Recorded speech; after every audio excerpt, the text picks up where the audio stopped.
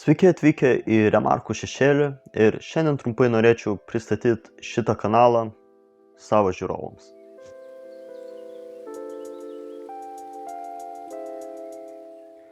Mano vardas Augustas, esu Vilniaus universiteto matematikos ir informatikos fakulteto pirmakursis.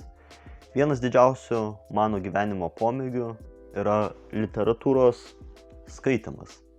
Šiais metais, baigęs mokyklą, supratau, kad man trūksta literatūros pamokų, kai galima buvo pamokose pakalbėti apie įvairias knygas ir jas detaliai išanalizuoti.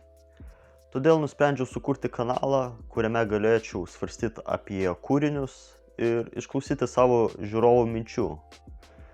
Tikiu, kad Lietuvoje įmanoma sukurti, nors ir nedidelę, bet sąmoningą skaitytojų bendruomenę.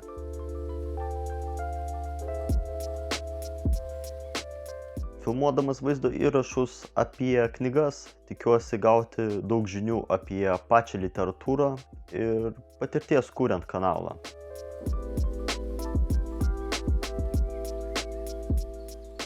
Kanalas skirtas visiems. Svarbiausia, kartu su manimi norėt pasinerti į literatūros pasaulį.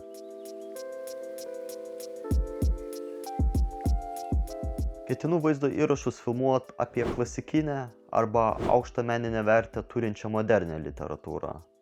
Savo vaizdo įrašuose noriu reikšti nuomonę apie kūrinius ir juos analizuoti. Dažnai lietuviškose apžvalgose apie literatūrą girdžiu tas pačias frazes. Knyga man patiko, buvo įdomi, paliko malonų įspūdį. Tačiau pripažinkim, kad tokia informacija nelabai padeda suprasti kūrinio esmės.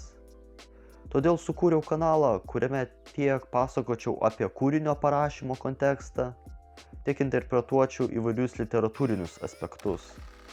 Viliuosi, kad kanalo žiūrovas, kuris tik pradės skaityti mano apžvelgtą knygą, atkreips dėmesį į svarbiausius dalykus ir tai jam padės geriau suprasti kūrinį. Tuo tarpu asmuo, kuris jau bus perskaitęs mano apžvelgtą kūrinį, galimai kanale atras naujų požiūrių taškų ar faktų apie konkretų veikalą.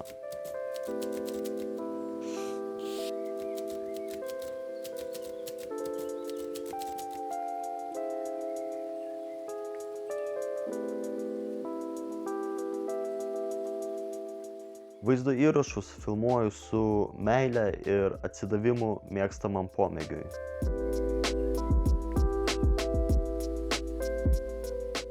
Dažniausiai mane vaizdo įrašuose rasite prie knygų lentynos, mano asmeninės šventovės, kurią kiekvieną dieną garbinu ir kuriai meldžiuosi. Geriausiai mano vidinę būseną skaitant literatūrą nusako kūrinio Rožės vardas autoriaus Umberto Eko žodžiai. Visur ieškojau ramybės ir tik vienoje vietoje ją radau. Kampe su knyga.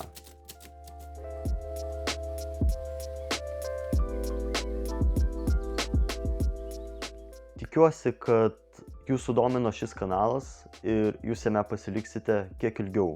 Jau galite pereiti pasižiūrėti pirmąjį vaizdo įrašą apie Viljamo Somerseto Momo kūrinį Aistrų našta.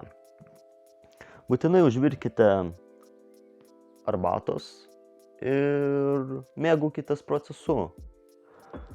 Malonaus skaitymo ir gero vaizdo įrašų žiūrėjimo. Viso.